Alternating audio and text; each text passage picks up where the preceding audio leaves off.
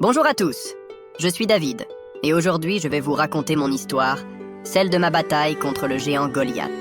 Mais avant de commencer, j'aimerais te demander une chose très simple. Abonne-toi à la chaîne et laisse un gros like à cette vidéo. Parce que chaque abonnement et chaque like permettent à beaucoup d'autres personnes de découvrir ces histoires bibliques animées. C'est bon? Tu l'as fait? Merci beaucoup pour ton soutien et bon visionnage à toi. À cette époque, le pays vivait des heures sombres. Israël et les Philistins, ennemis de longue date, s'étaient relevés pour la guerre. Les deux armées se faisaient face, séparées par une vallée encaissée. Leurs cris de guerre résonnaient dans les collines, et l'air était chargé de tension et de peur.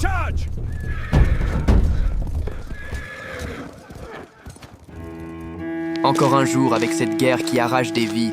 Quand tout cela prendra-t-il fin? Je suis épuisé de tant de malheurs. Chaque jour, alors que le soleil se levait sur la vallée, un géant philistin s'avançait vers le camp d'Israël. Son nom était Goliath, un homme immense, presque 3 mètres de haut, portant une lourde armure de fer qui étincelait sous les rayons du soleil et une lance énorme qui semblait peser plusieurs dizaines de kilos. Sa présence seule inspirait la terreur. Chaque jour, il lançait un défi effrayant aux Israélites, un duel contre celui qui oserait l'affronter. En ce temps-là, Israël était dirigé par le roi Saül. Grand et imposant parmi son peuple, il avait été choisi pour conduire les Israélites au combat. Mais face à Goliath, même lui, avec toute son armée, ne trouvait personne d'assez courageux pour relever le défi. La peur paralysait tout le camp. Ô mon roi, une troupe est déjà partie affronter le géant Goliath, mais aucun d'eux n'a pu tenir tête. Que ferons-nous maintenant? Demain matin, Goliath lancera encore son défi. Alors nous enverrons nos meilleurs soldats, et cette fois, il devra être arrêté.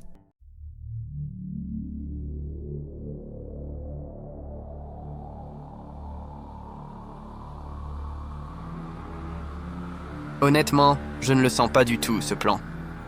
Qu'avons-nous là? Êtes-vous venus pour être écrasés comme des insectes? Ou bien croyez-vous vraiment pouvoir m'arrêter? Oh mon Dieu, il est immense. Mais quel genre d'homme peut bien être cela? On m'appelle Goliath. Mais vous, souvenez-vous de ce nom. Appelez-moi la mort. Fuyons, sortons d'ici vite. Sa provocation glaça les cœurs. Les soldats se dispersèrent en criant. Courez, sauvez vos vies. On ne peut pas le battre. Fuyez. Mais qu'est-ce que ce vacarme? N'y a-t-il donc personne d'assez courageux pour l'affronter? Même le roi Saül était désemparé. Incapable de trouver une solution, il envoya des messagers dans tout le pays pour recruter plus d'hommes. L'un d'eux arriva à Bethléem, chez Jessé. Un vieil homme avec 8 fils. Écoutez, le roi appelle chaque homme au combat. Nous avons besoin de plus d'hommes sur le champ immédiatement. Les fils aînés de Jessé répondirent d'une seule voix. Nous combattrons aux côtés du roi Saül contre les Philistins. Souvenez-vous, mes fils, la foi compte autant que la force. Père, ne t'inquiète pas. Nous avons appris de toi. Notre foi est solide, et notre force aussi. Nous ne reculerons pas. David, le plus jeune, regardait en silence. Il désirait partir avec eux, mais il était jugé trop jeune pour la guerre. Père, laissez-moi y aller. Je suis prêt. Ma force et ma foi me rendent capable de lutter. Toi, combattre? Regarde-toi donc, petit berger. Retourne garder tes moutons, tu n'as rien à faire ici. La guerre, c'est pour les hommes, pas pour les enfants rêveurs. David, tu es encore jeune. Quand tu seras plus grand, toi aussi tu pourras aller au combat. Mais pour l'instant, reste à l'abri. Soldats, en avant. Votre roi vous attend. Le lendemain matin, les frères de David partirent avec le messager, en route vers le camp du roi Saül. Ils étaient prêts à affronter les Philistins et à défendre leur nation. Pendant ce temps, David resta pour s'occuper des brebis de son père. Mais dans son cœur, il se promit de faire tout ce qu'il pourrait pour soutenir ses frères et son peuple. Je n'arrive pas à croire qu'ils soient partis sans moi.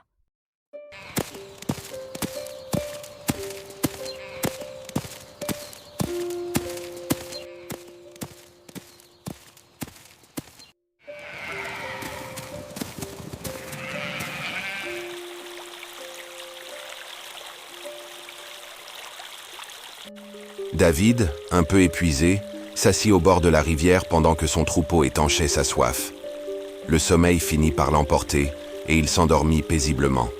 Mais à son insu, une brebis s'éloigna du troupeau et se retrouva seule, perdue dans la forêt.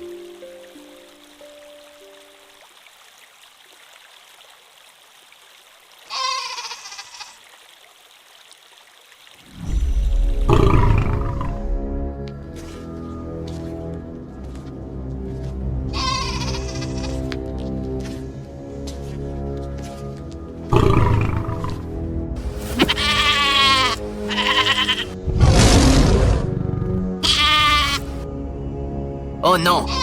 Flocon s'est encore perdu.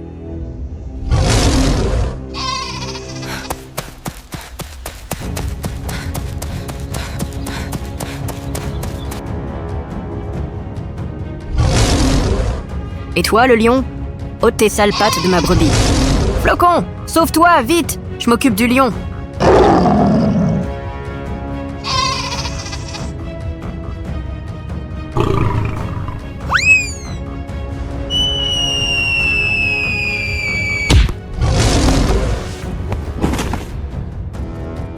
Je ne me laisserai pas faire. Reste loin de mon troupeau.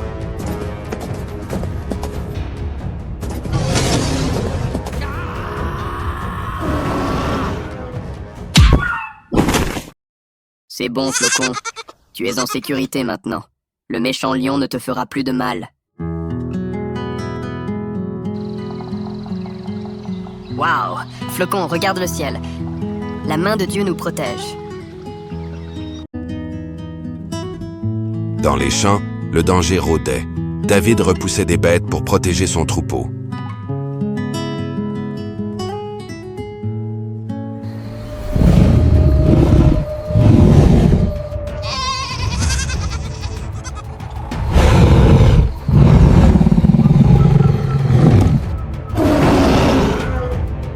Encore une menace?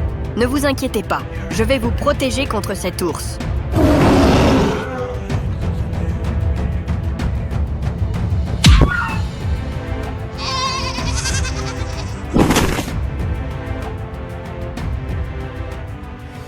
Ouf, c'était vraiment trop juste. On l'a échappé belle. Vous êtes en sécurité maintenant. Puis, seul dans les champs, il éleva sa voix en chant.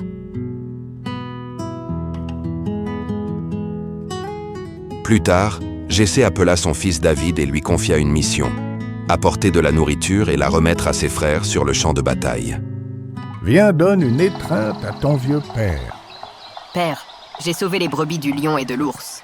Oh, David, tu n'as pas besoin d'inventer des histoires pour m'impressionner. Mais père... Assez, David. Si tu veux vraiment aider, apporte cette nourriture à tes frères sur le champ de bataille.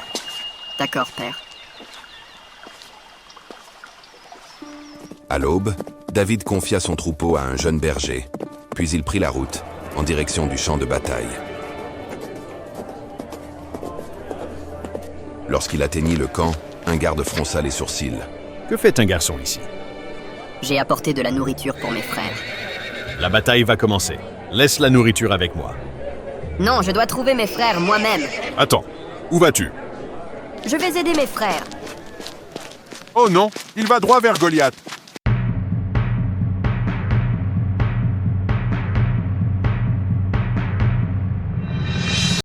Ce soir-là, les Philistins affûtaient à leurs lames, se préparant à un massacre.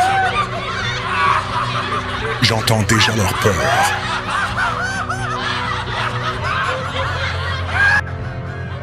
Soudain, le sol trembla. Goliath s'avançait. Bande de lâches, affrontez-moi. Nous ne pouvons pas le vaincre. Qui est donc ce Philistin qui défie l'armée du Dieu vivant? Pourquoi personne ne le combat? David, arrête! Tu n'es qu'un garçon.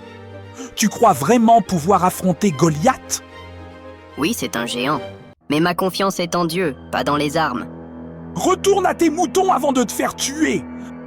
Je ne peux pas rester silencieux pendant que mon peuple tremble de peur. Eliab, ton frère va nous causer des ennuis. Ce n'est vraiment pas le moment de faire son cinéma.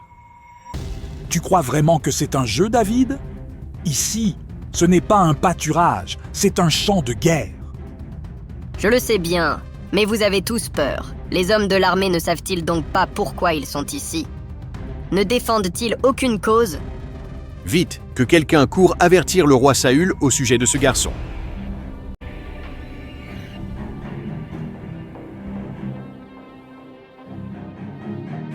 Mon roi, nous avons entendu parler d'un jeune garçon sur le champ de bataille. Ses paroles circulent parmi les soldats, et il demande à affronter Goliath. Quoi? Un enfant veut affronter Goliath? Amenez-le-moi immédiatement. Quand David entra dans la tente du roi, Saül fronça les sourcils. Est-ce une plaisanterie? Tu n'es qu'un enfant. Dieu ne nous a pas abandonnés, mon roi. Quand des lions ou des ours attaquaient les brebis de mon père, je les repoussais, pas par ma force, mais par ma foi. Peut-être que le Seigneur t'a envoyé pour ce moment. Alors va, et que Dieu soit avec toi. Le Dieu qui m'a toujours délivré me délivrera aussi de ce Philistin. David sortit, armé seulement de sa fronde et de 5 pierres lisses.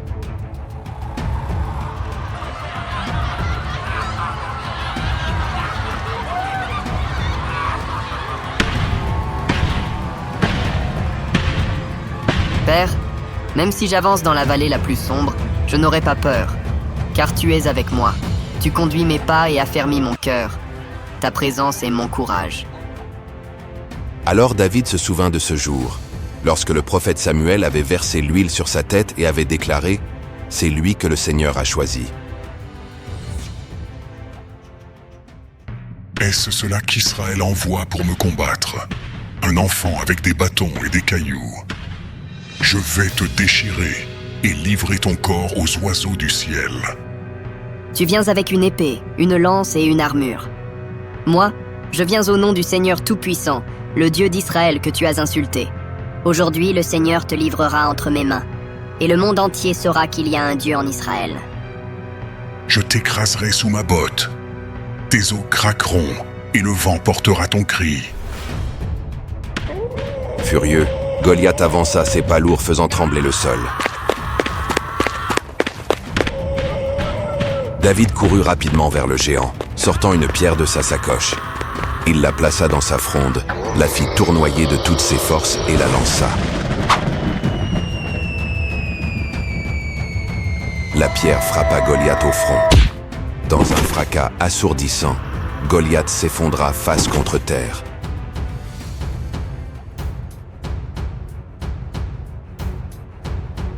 Les Philistins haletèrent d'horreur. Le garçon, il l'a tué. Les Israélites éclatèrent de courage. « Pour Israël, pour le Seigneur !» crièrent-ils en chargeant. « Goliath est mort! Les Israélites nous attaquent! Fuyons! Courez pour sauver vos vies !» Les Philistins se mirent à fuir, jetant leurs armes dans la panique. Israël les poursuivit, les chassant loin de la vallée ce jour-là. Ainsi s'acheva l'histoire du géant. Mais l'histoire de David, elle, ne faisait que commencer.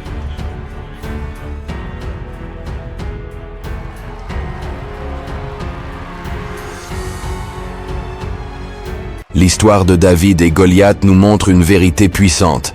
Ce n'est pas la taille de l'ennemi qui compte, mais la foi que tu places en Dieu. David n'était qu'un jeune berger, sans armure ni épée. Pourtant, sa confiance en l'Éternel l'a conduit à la victoire. De la même manière, dans ta vie, les géants peuvent prendre la forme de la peur, des épreuves, des doutes ou des difficultés. Mais si tu gardes tes yeux fixés sur Dieu et que tu avances avec foi, aucun géant ne pourra t'arrêter. Alors, ne regarde pas la grandeur de tes problèmes, mais regarde la grandeur de ton Dieu. Si tu as regardé jusqu'à la fin, écris en commentaire « Dieu est fidèle ». Si cette vidéo t'a encouragé, n'oublie pas de mettre un like et surtout de t'abonner à la chaîne pour ne pas manquer les prochaines histoires bibliques animées. Partage aussi cette vidéo à 5 personnes que tu aimes. Et si vous voulez aller plus loin, vous pouvez nous soutenir en faisant un don via le lien PayPal en description. Merci et que Dieu te bénisse. À très bientôt pour une nouvelle aventure.